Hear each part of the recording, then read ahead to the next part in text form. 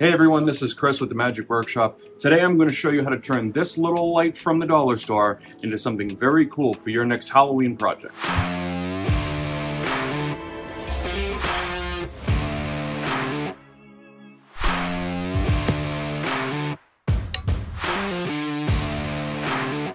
Okay, so I got this little light from Five Below. It's sort of like the upgraded dollar store.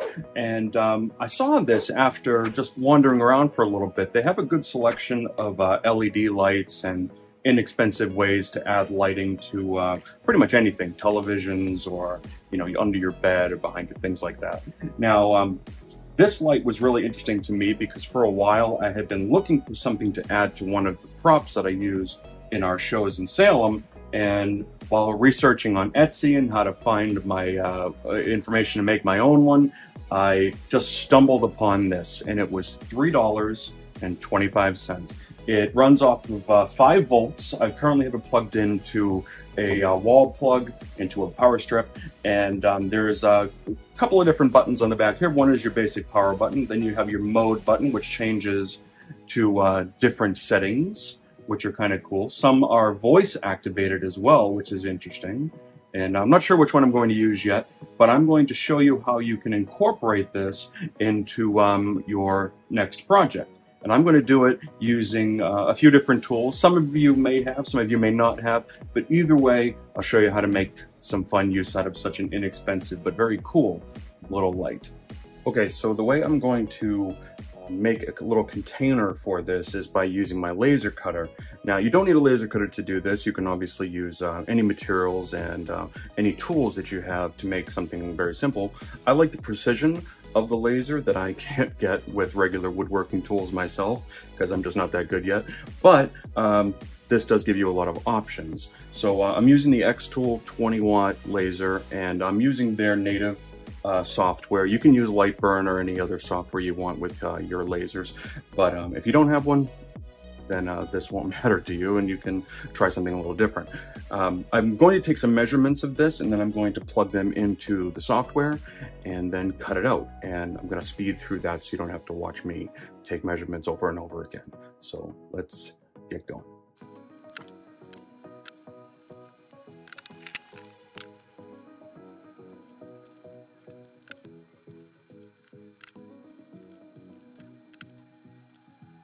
I'm also going to incorporate one of these little toggle switches that I like to use so much. So I'm going to measure that out, put that into the software as well. That way I have a place and a way that I can trigger the light when I need it to turn on and turn off.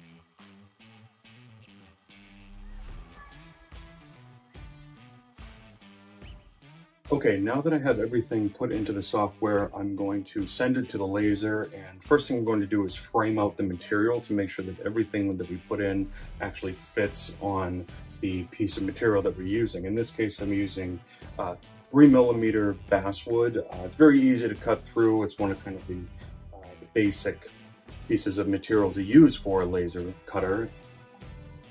So to frame this, I've already sent it to the laser from the computer, and now that the light is blinking, which I know you can't see at the moment, but now that the light is blinking, I can frame it, and I'm going to place the laser head in the top right corner. So make sure that's aligned as far up as you can, and then hit the laser right there. And it's going to frame out the area where the laser is going to cut.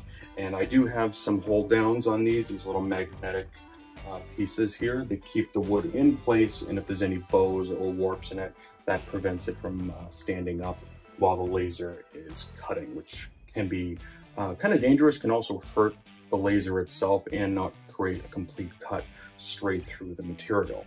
So let's fire this thing up and put on some safety equipment and ventilation and cut this thing up.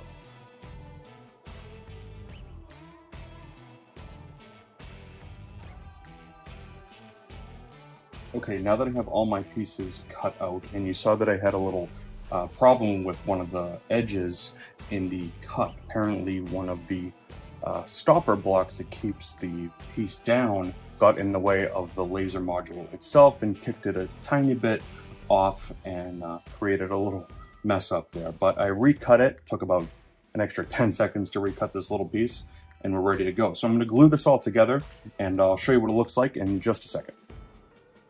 Hey everybody, it's a new day. Had to take some time off yesterday to do some family things, but I went ahead and put everything together and aged the box itself. Now, if you're not sure, I'm not going to show you what I did for the aging because I already covered that in a video I did before. So if you want to see that, please check the link in the description. I think I'll put a link around here somewhere. So anyway, so I'm going to mount this to my other prop here. Now, I haven't shown anybody this yet, mainly because it's pretty much done, but still needs a little bit of work. And yeah, so I'm going to add this on. I'm just going to mount it right to the side here and then connect it through the box and into the power supply that's back there. So yeah, let's get that done and we'll move on. Okay, so when I finally took all the measurements for this, it ended up being 9¼ inches from the top to bottom. I made it about 1 inch wide, and if you look inside, you can see that I've mounted the light strip in there with some CA glue and cut a hole with the laser so that the power cord could come straight out and go in through the back here. Now, I could have just had it go right through from the inside of the box into the hole. However, I do like the look of the wire kind of coming out. It gives the kind of thrown together feeling of this prop, which I still have a couple of wires coming out here, all these switches, most of which actually work, and some of them are dummy switches, but the majority of them do work and do something. So yeah, so I'm just going to use some CA glue, put that on here, and I've measured from the top of the box here to the base of the table, and it's about 14½ inches. So I'm going to come down 2 3/8 and mount the box on that spot. And yeah, that's pretty straightforward. Okay, so just going to use the CA glue here and just run it right across the edge of the box.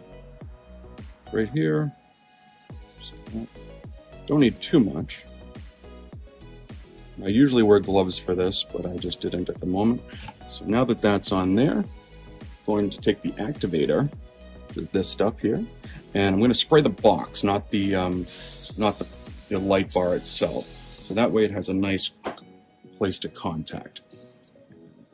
Just line it up with the little pencil line that I made. Make sure that's set properly. Just hold it there for a second. And it should stick right to it. And I'm going to take some more soup glue, more CA glue. Same thing basically. Just add a couple of dots around the edges and then along the seam here. Now with this, because it's going vertical, I'm just going to put a nice glob down there and let it run down. And it goes right down into the corner where I need, and just hit a little bit more right there. Perfect. I don't care if it falls on the table because it's an aged prop, so I like those, what look like mistakes. So, and it is a mistake, so that's okay. And I'm gonna hit it with the activator again, just a little bit in the corners. Now that's attached, I'm going to run this wire straight through the back, connect it to a battery pack and a switch, and we'll be good to go. Okay, now you can see the inside of the workings of this box. You can see it is a mess of wires and batteries and switches. This is not the final configuration. This is more of the testing phase, but once it's done, it will be set and ready to go. I've run the line for the lights straight through this hole in the side of the box, and I have a 4 AA battery pack with an on-off switch right here in the back, and a mounting plate that you can actually attach to the box using a little screw. Now, this takes 4 batteries, and it runs on a 5-volt. So these 4 batteries, they have the equivalent of 6 volts, 1.5 per battery, so that's plenty to run this light. And let's get it wired up. Okay, so when I was mounting the light bar to the side of the bigger box here, I accidentally made a mistake and forgot to include a hole on the back here for the ability to actually press the power button on the light bar itself. And even though I put in this little door, which I put some magnets on, it's still kind of difficult to reach into that button. So I have a little spot back here that you can get into a little bit easier. And I added some magnets on the inside here so I didn't have to use a hinge, and just add that right back on and it just sticks right to it. Now I've attached a button down here at the bottom. I know it might be a little hard to see. Let's see if I can turn this down there. There we go. a little hard to see, but that is a switch right here that will allow power to connect from the battery pack, which I've placed inside the box, which is right here, right there. It's just 4 AA batteries with a connection running up through, and it's tied into these wires here. So once that runs into the box itself, everything will be ready to be powered, and each component inside of this box has its own unique power supply. And I did that on purpose because I didn't want everything running off of one standard power supply that could fail and then just kill everything. So I allowed it to have separate batteries, which is a little bit more annoying and having to keep more batteries around. But this will only be on for a short amount of time during our shows, and then it will be turned off. So let's get everything wired up and I'll show you how it looks. Also, I forgot to mention, when I did drill the hole through the box here, I accidentally drilled a little too far and completely tore the cable off of the micro SD connection, so I ripped that right apart. But thankfully I have a bunch of these lying around in a adapters box, so I was able to just grab another one and reconnect it. But yeah, if you're gonna do this, just be careful, because I tore this entire thing off with a brad point bit. So I reattached the broken wire that I drilled through from before. I ran it through the side of the box and into the hole down towards the battery pack. So now everything is wired up properly. The switch down here works, and everything in the front lights up as it should. And just to take a look at the back, show you again. There are the 4 AA batteries that act as the 5-volt equivalent that's required to power the lights. This line here runs through the hole and comes right out the back here, which I painted and made it look a little gross. I still have to do some touch-ups there. And then it attaches here with this micro USB. Now to turn this on, I'm going to switch it just like that. And just hit that power button. There we go. See it lighting up. Frame for you. And just so we can see it a little bit better, let me just turn that. Sorry for the bumpiness. And there are different modes on this as well. So if I can change it here just to a solid, and it kind of cascades through. So there's a few different ones here. I like that one. And then the building one, that's the first mode. And this is the unit itself. I got a couple more. These were $4 at Five Below. They're definitely worth checking out. They're a lot of fun. Got a few of them. So yeah, check it out. Any questions about this, please give me a message. So leave me a comment, anything that I can do to help. I will do my best. So yeah, thanks for watching. Hope you enjoyed it. And if you want to see more about this prop and everything else that sort of goes into it, there was a lot of work that went into this guy. So that's something we can definitely talk about if you're curious. All right. Take care, guys. Thank you.